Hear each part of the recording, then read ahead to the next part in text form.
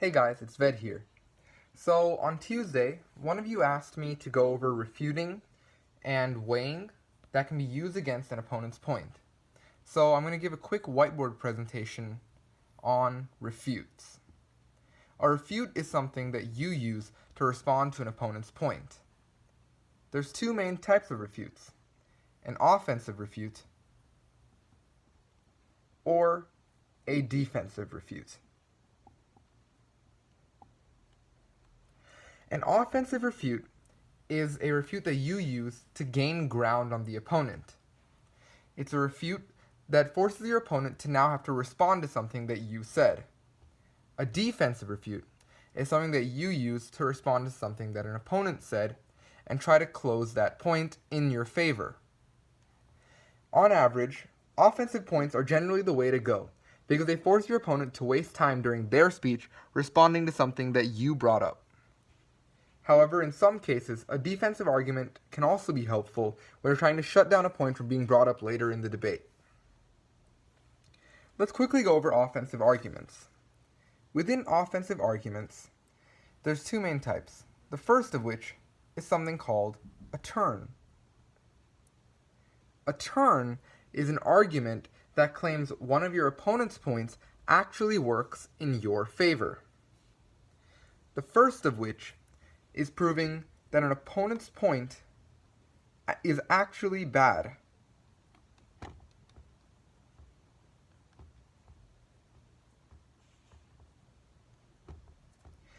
A good example of this is if your opponent said that they were going to lower healthcare costs.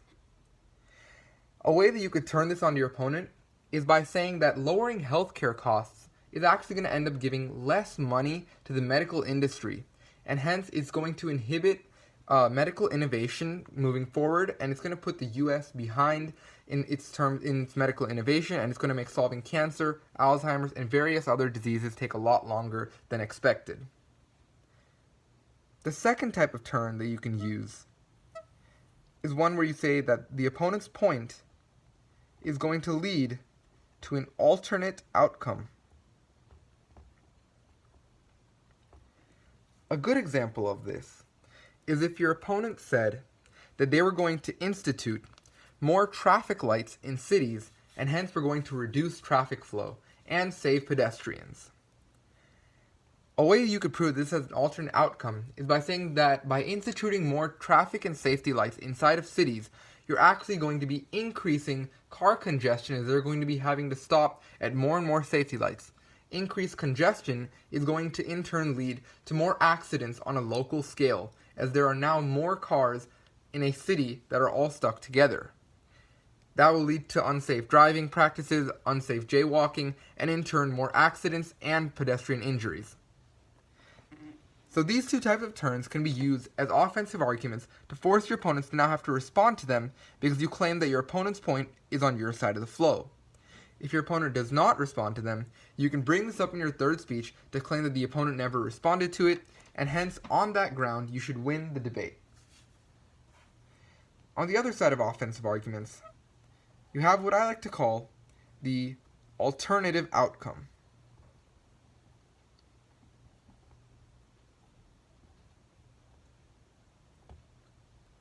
Or actually, let's just call it the alternative. The better alternative. Now, this better alternative is essentially where you can say that when your opponents attack your plan for saying that your plan is bad, if you're on the affirmative, for example, then you can say that while your plan may be bad, your plan gives grounds for a better plan to be made in the future. A good example of this could be if you're arguing that Britain should pull out of the EU. Now, while your opponents might say that's going to cause economic impact, it's going to cause mass poverty in Britain, it's going to ruin trade relations, etc., you can say that with Britain pulling out of the EU, it's actually going to provide for a better alternative where in the future, Britain can now argue and negotiate for a better trade alliance with the European Union that benefits them more. And hence, they're going to be benefiting themselves more. And since Britain is ever so dependent on the EU in the first place, this alternative negotiation and trade agreement is going to come regardless. Hence, you can say that an alternative outcome is extremely likely with a new negotiation, new trade deal that's more beneficial to Britain while still allowing them to trade with the EU. Britain becoming entirely detached from the EU is extremely unlikely. So that's one example of how you can use a better alternative to win on the offensive ground. Okay, now I'm going to move on to a defensive argument. Again, a defensive argument is something that you use to close out an opponent's point that they've brought up in opposition to you. A defensive point does not give any ground that your opponent has to respond to, but it does show that you are winning on any given point.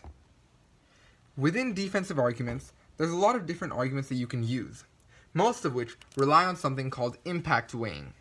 Impact weighing is where you take the impact of an argument and you show how it outweighs your opponent's. Let's take a look at a couple examples. The first type of impact weighing that you can have is time frame based weighing. Time frame based weighing is saying that the time frame of your plan is more, and the impacts that your plan has are more important than the time frame and impacts of your opponent's plan. Let's take a quick example. So one such point within time frame is that a larger period of time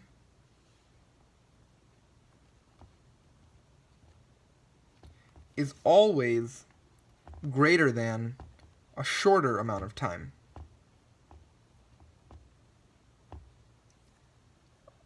What do I mean by this? Well, if your opponents have a plan that is going to boost the economy of the United States for 2 years and bring stocks to an all-time high, that's great. But let's say your plan is going to steadily raise stocks over a period of 10 years. Which one would you rather have?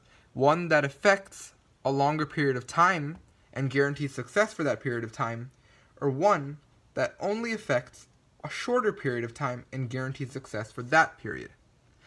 Even though its success might be greater, the fact that it only guarantees it for a shorter amount of time is something that you should be voting for us on. That's a simple argument that you could use for the fact that larger time periods are more important than shorter time periods. The second type of time frame argument is one of my personal favorites, called a short circuit. Now, a short circuit essentially claims that while your opponent may have some great long-term impacts, your impact in the short term, the opponent's impact in the short term of one of their points will actually lead to that larger point never being able to be accomplished. Let me give you an example.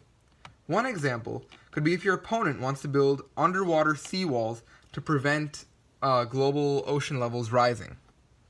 While that sounds great in the long term because it prevents a lot of infrastructure from being destroyed for decades and decades, what you could say is that in the short term, them building all these underwater seawalls and the construction required to build it will generate enough CO2 to push us over the brink.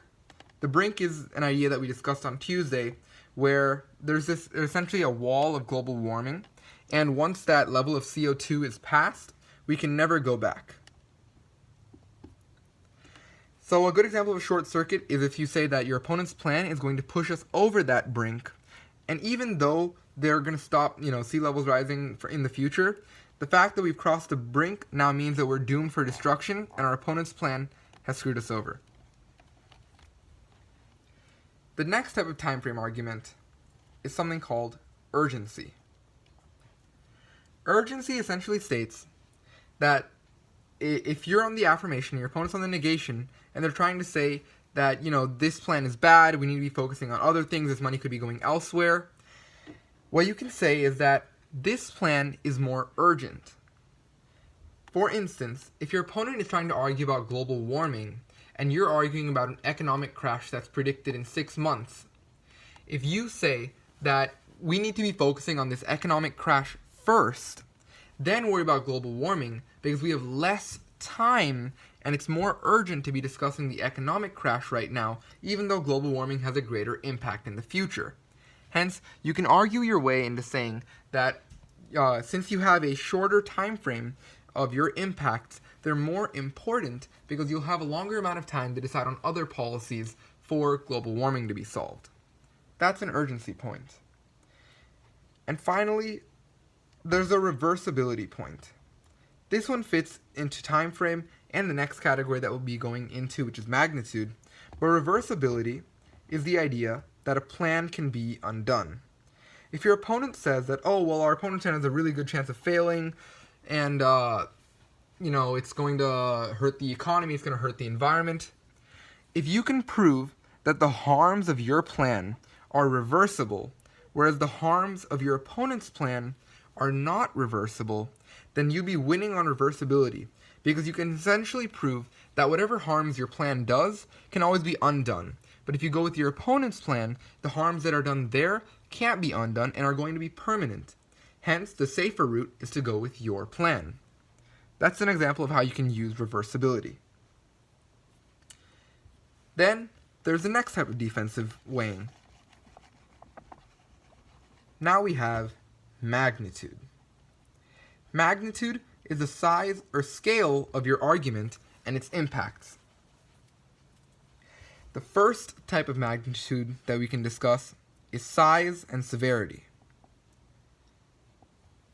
This one discusses how much of a population or how heavy is the impact of your point. For instance, an impact that's going to damage the lives of 1,000 people versus an impact that's going to damage the lives of 1,000,000 people, which one has the bigger magnitude? Well, the one that can impact 1,000,000 people has a bigger magnitude. Hence, it should be winning. But that's where a second factor of magnitude comes in, something called intensity. Intensity is something that you can use against an opponent who's trying to argue you out with the magnitude point. A good example of intensity is, let's take that 1,000 versus 1,000,000 people argument again. If we say that we are going to be stealing 5 cents from each of these 1,000,000 people, or we're going to be subjecting each of these 1,000 people to torture, which one now has the greater magnitude? Well, now it's the one where you're hurting 1,000 people with torture, because the intensity being applied to that population is much greater than the intensity being applied to this population. Hence, you'd be winning on intensity grounds, which would overrule size in this case.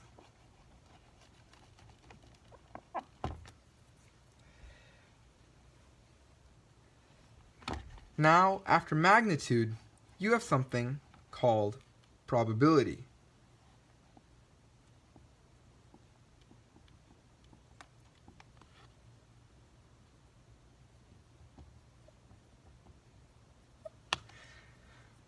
Probability is the idea of a plan having a specific chance to actually create good and a chance to actually create bad. Now, the entire basis of a probability argument is that if a plan is not going to happen, or if an impact is not going to happen, then it's not our concern in the debate. And a common sentence you can use is that if the probability of this happening is so low, then it shouldn't be viable grounds for pushing a ballot in either direction. Now, the main type of probability argument is simple chance.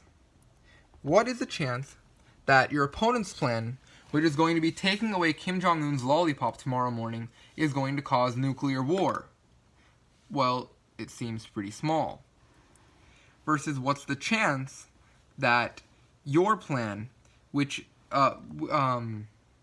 is the chance that your opponent's impact, which says that Kim Jong-un lollipop will be taken away tomorrow morning, will lead to nuclear war, versus your impact that says that stabbing Kim Jong-un is going to lead to the destruction and power vacuum of North Korea?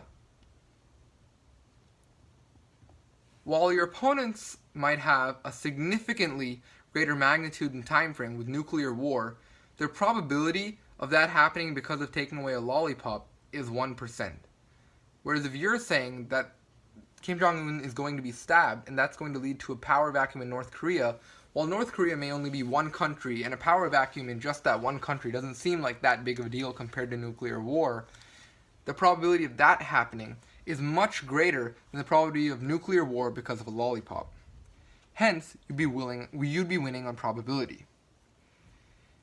Next is my preferred route when talking about probability, and that's the idea of a preclusion. A preclusion is essentially where you're saying that something is a necessary prerequisite to another impact that your opponent has on the board, and that prerequisite is something that you have in your impacts. For instance, if your opponent has an impact saying that they are going to promote the use of green energy on a worldwide scale, and you have an impact that says that you're going to get rid of coal lobbyists in Congress, while your opponent might talk about all the great things that could come out of spreading green energy and solving global warming, what you could use with a preclusion point is say that getting rid of coal lobbyists in Congress is the prerequisite to getting green energy on a large scale, because coal lobbyists in Congress are going to prevent any bills from being passed that benefit green energy companies and are going to try and find laws that benefit coal, oil, and natural gas.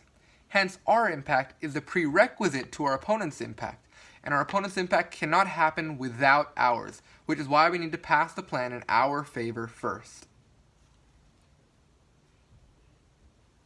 And finally, within defensive arguments, there's the idea of uniqueness.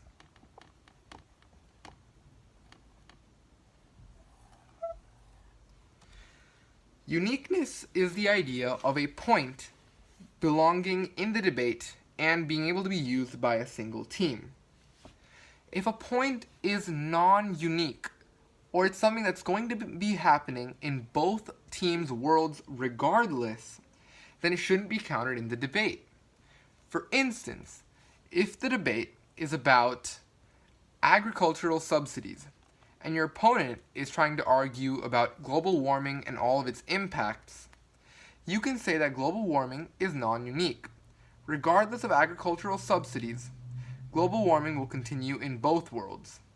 And let's say your opponent had some point that somehow through some large link chain proved that they would be leading to some global warming.